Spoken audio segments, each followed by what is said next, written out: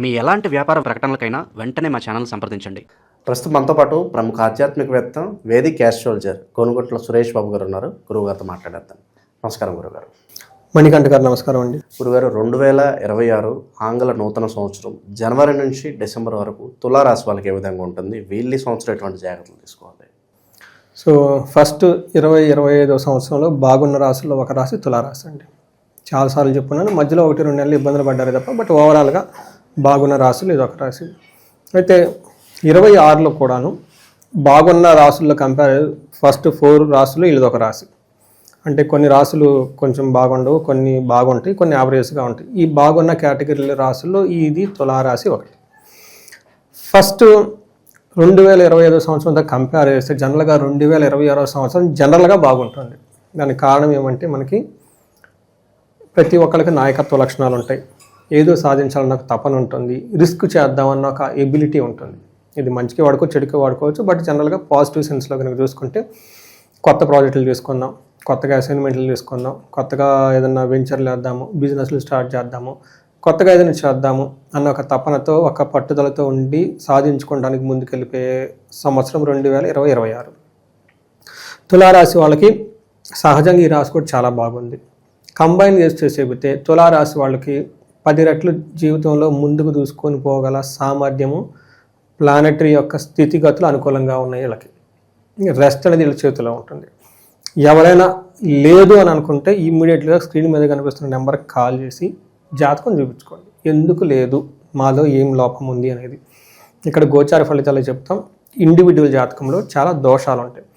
2 ఏళ్ళ వయసు 35 నుంచి 45 మధ్యలో ఉంటే ఈ ఏజ్ గ్రూప్ మీద నేను ఎక్కువ రీసెర్చ్ చేస్తున్నాను.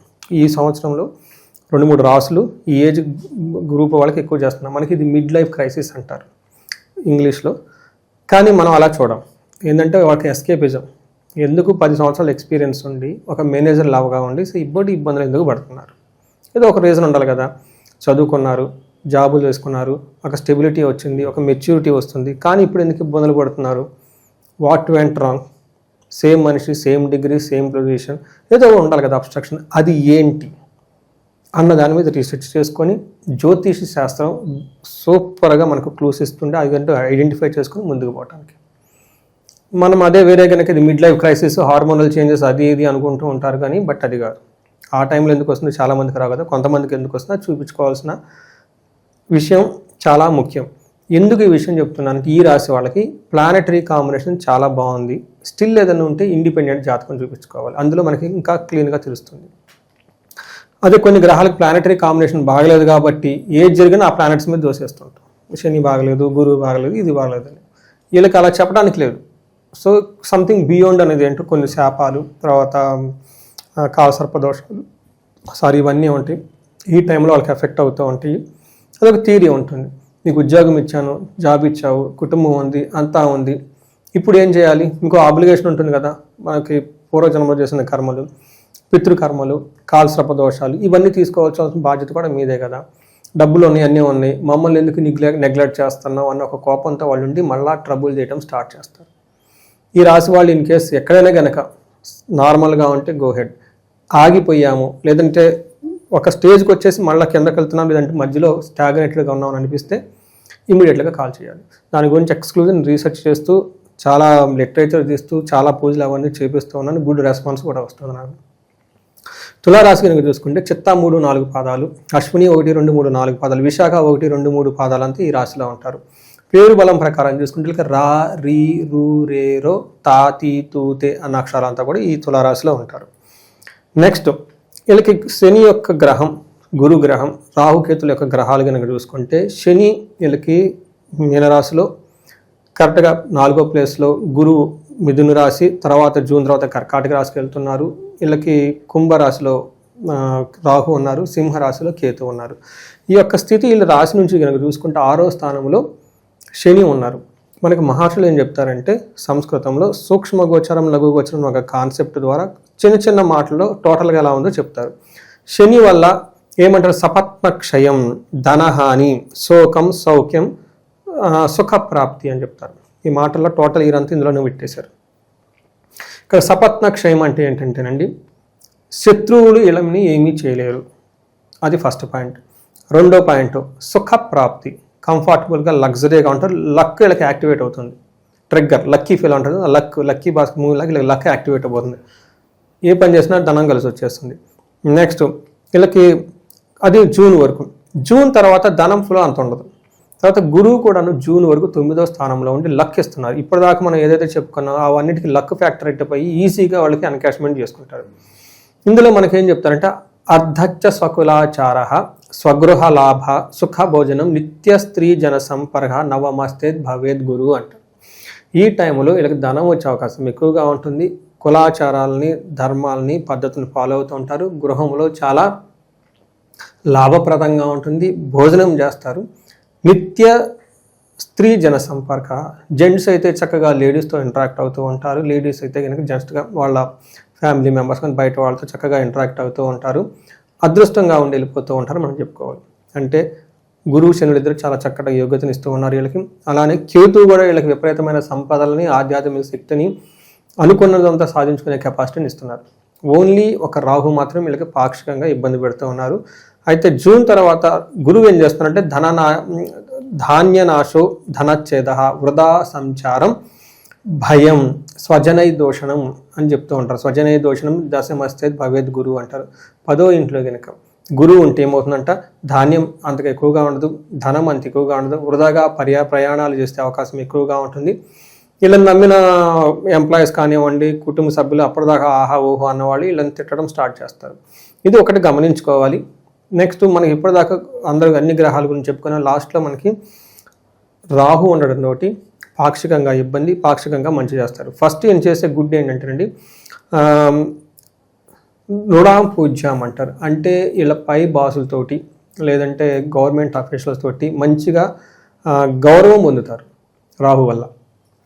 ప్రాబ్లం ఎక్కడంటే పుత్ర వైరం, పుత్రులతో గొడవ అవుతూ ఉంటుంది. ప్రభువులచే గౌరవింపబడుతుంటారు. టయానికి భోజనం చేయకుండా ఎక్కువగా తిరుగుతూ ఉంటారు. Out of the box work చేస్తూ ఉంటారు.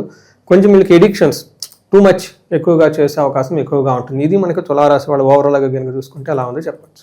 తర్వాత రాహు 5వ స్థానంలో ఉండటం వల్ల కొంచెం వీళ్ళకి వ్యసనాలకి వాటికి వీటికి ఓవర్ ఎడిక్షన్ అయ్యే అవకాశం ఎక్కువగా ఉంటుంది. 11వ స్థానంలో కేతు ఉండటం వల్ల విపరీతమైన హ్యాపీనెస్, ధనం వచ్చే అవకాశం ఉంటుంది. అంటే టోటల్గా మనకు జూన్ వరకు 3 గ్రహాలు బాగా సపోర్ట్ చేస్తున్నాయి. జూన్ తర్వాత 2 గ్రహాలు చాలా స్ట్రాంగ్గా సపోర్ట్ ఇస్తున్నాయి, ఒకటి పార్షికంగా సపోర్ట్ చేస్తుందని చెప్పుకోవాలి. 100% చాలా బాగుంది, 70% తర్వాత బాగుందని మనం చెప్పుకోవచ్చు. ఎందుకు అంటే సూర్యుడు వీళ్ళకి శని 6వ ప్లేస్లో ఉన్నారు.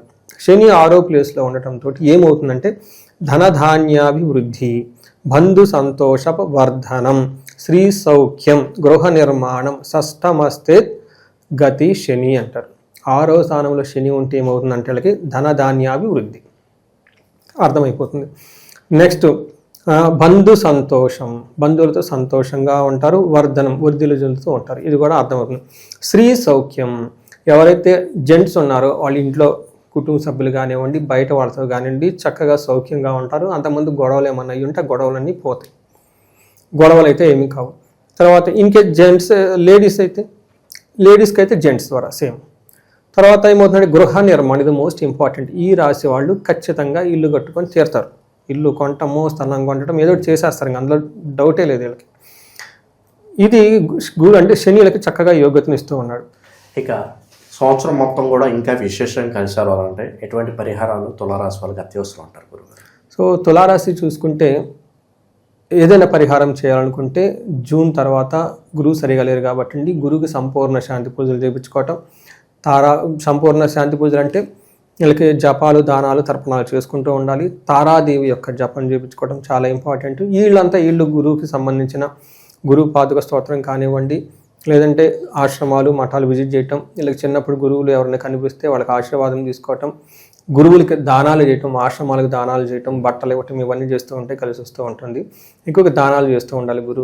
గురువుకి శుశ్రూష అంటే సేవ చేస్తూ ఉండాలి. ఆయనకి వెళ్ళిపోయి అక్కడ నుండి ఫిజికల్కి వెళ్ళిపోయి చిన్న చిన్న ఏమైనా సహాయం హెల్ప్ చేస్తూ ఉండాలి. చాలా హ్యాపీ ఫీల్ అవుతూ ఉంటారు. మెంటార్స్ ఎవరో ఉంటారు కదండి, వాళ్ళకి ఏదైనా ఇచ్చేసి చేసుకుంటే చాలా బాగుంటుంది. ఇది గురువుకి సంబంధించిన పరిహారాలను చెప్పుకోవచ్చు.